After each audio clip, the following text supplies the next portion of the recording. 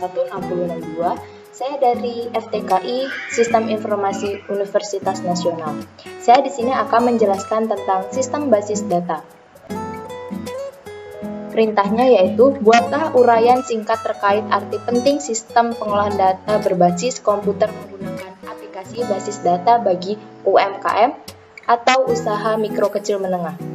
Pada zaman yang modern dan lebih maju dalam inovasi teknologi dan tak terkecuali aplikasi dalam bidang bisnis. Penting aplikasi sistem basis data bagi pengusaha tak terkecuali UMKM, sekalipun dalam memberikan informasi. UMKM membutuhkan sistem basis data untuk membuat informasi data menggunakan database yang lebih struktur, yang dapat menyimpan dan mengolah data dengan lebih efisien, lebih maksimal, serta dapat memberikan informasi yang lebih cepat, tepat, dan akurat. Contohnya dalam pembuatan catatan dalam manajemen data pelanggan, harga barang, dan jumlah barang. Hal ini dapat membuat user lebih efisien dalam waktu dan ketepatan total jumlah harga dan jumlah barang yang akan dibeli. Tak hanya itu, user bisa mendapatkan data lain seperti stok yang tersedia dan tidak tersedia nantinya yang akan dibeli. Perintah selanjutnya adalah model relasional masih cukup relevan digunakan untuk memodelkan data untuk bisnis skala kecil. Berikan pendapat Anda serta berikan contohnya. Baik, saya menjawab, model data relasional adalah suatu model basis data yang menggunakan tabel dua dimensi yang terdiri atas baris dan kolom untuk menggambarkan sebuah berkas data. Karena menggunakan model relasional memungkinkan data sangat cepat diakses, sehingga memudahkan dalam memasukkan data saat sedang sibuk. Apabila terjadi kesalahan dalam input data terjadi kesalahan terstruktur basis data, mudah dilakukan perubahan nantinya. Mudah untuk membentuk query yang kompleks dalam melakukan retrieve, sehingga data lebih akurat. User mudah untuk membangun dan memodifikasi program aplikasi yang telah dikembangkan struktur query language atau SQL. Dengan begitu, UMKM sangat cocok untuk digunakan dalam bisnis apapun. Contoh model data relasional yaitu kita menggunakan yang pertama adalah sales rep. Kita menggunakan sales rep yaitu adalah pemasaran atau penjualan. Itu yang kedua yaitu dilanjut dengan customer, pembeli. Lalu pembeli order itu memesan. Lalu lewat basis yaitu order line. Yang selanjutnya yaitu adalah pengiriman produk ke rumah. Ini adalah sistem basis data penjualan online. Selanjutnya yaitu beri penjelasan lengkap perbedaan antara bahasa aljabar relasional dan kalkulus relasional.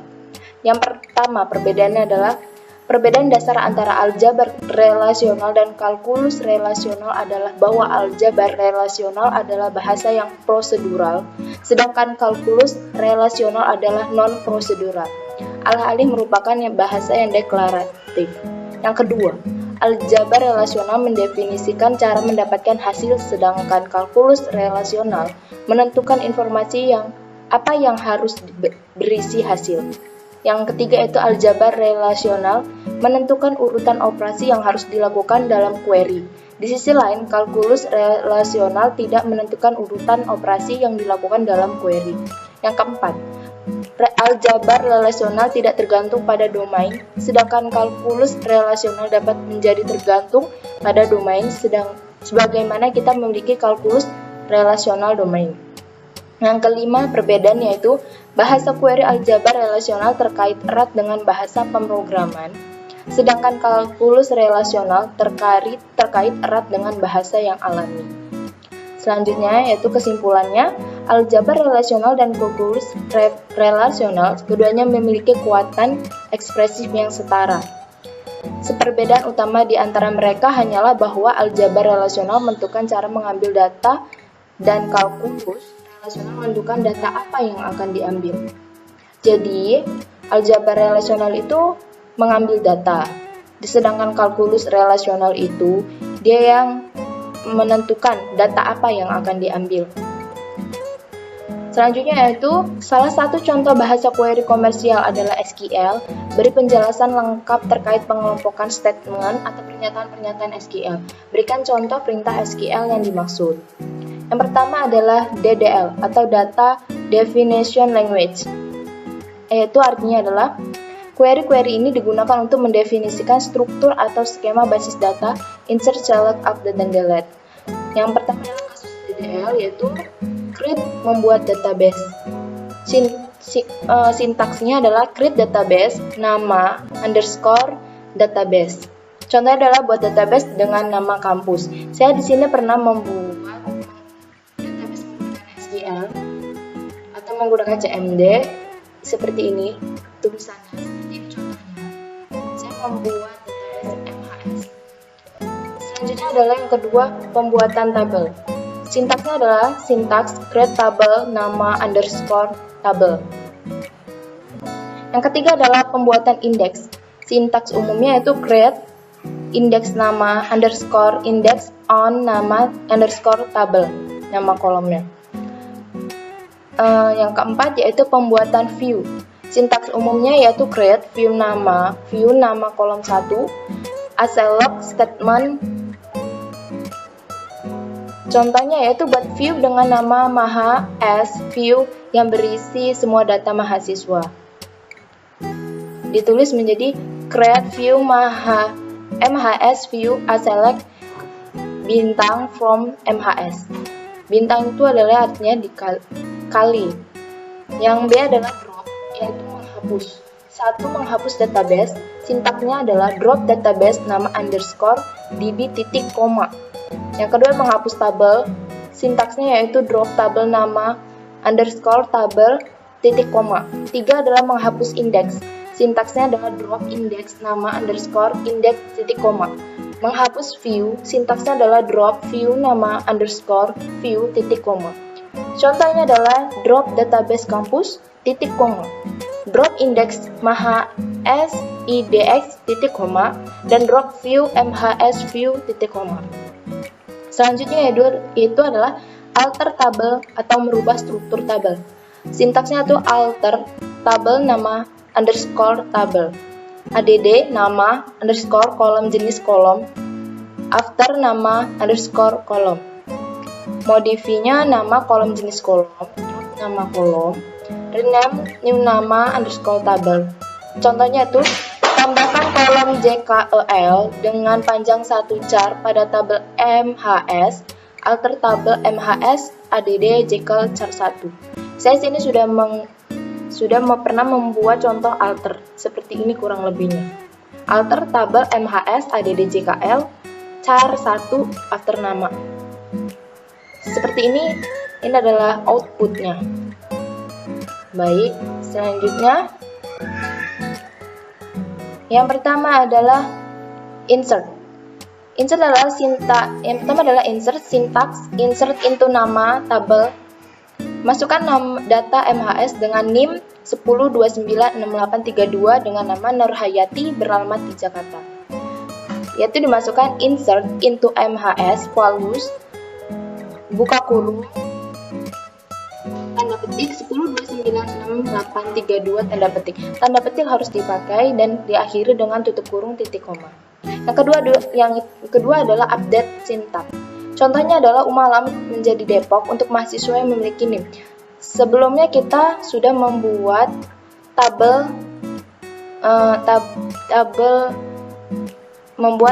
update nama set kolom values where kondisi.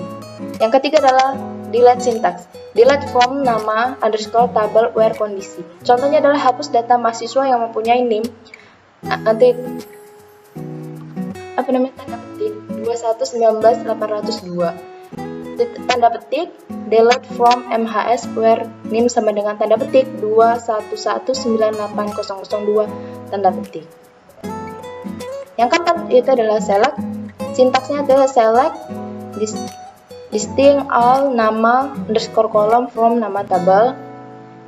Contohnya adalah seperti ini. Saya sudah pernah membuat contoh dari select seperti ini. Selanjutnya adalah DCL merupakan perintah SQL yang berhubungan dengan pengaturan akses user MySQL baik terhadap server database, tabel maupun file. Perintah SQL yang termasuk dalam DCL antara lain grant.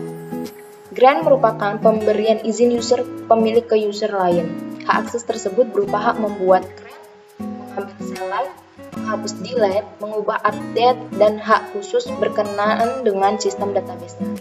Yang kedua adalah revoke.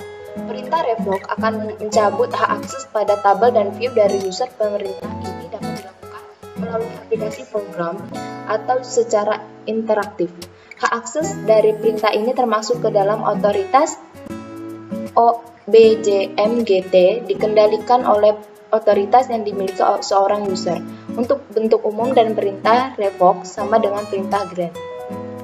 Yang ketiga itu adalah flush privilege, yaitu adalah perintah flush privilege adalah perintah untuk mengaktifkan perubahan-perubahan yang terjadi pada user seperti hak akses pengambilan password pada user. Dan yang keempat adalah ada grant. Grant berfungsi untuk membuat user baru dan memberikan hak istimewa. Grant adalah salah satu privilege untuk tabel. Grant digunakan untuk memberikan privilege kepada tabel yang didefinisikan kepada pemakai lain. Privilege untuk pemakai dalam perintah grant didefinisikan dengan menggunakan nama-nama privilege. Sintaks umumnya untuk grant yaitu adalah grant hak underscore action on nama underscore tabel TO pemakai. Grant all privilege on database underscore name bintang to tanda petik 1 my user tanda petik. Identified by tanda petik my password tanda petik titik koma. Contoh penggunanya 1. Grant select on point underscore of sales titik jenis TO fab titik koma. Yang kedua adalah grant select on point underscore of underscore sales jenis TO winda titik koma. Setiap pemakaian sintaks harus ada titik koma di akhirnya. Itulah untuk penyelesaiannya. Baik, kurang dan lebihnya saya mohon maaf. Assalamualaikum warahmatullahi wabarakatuh.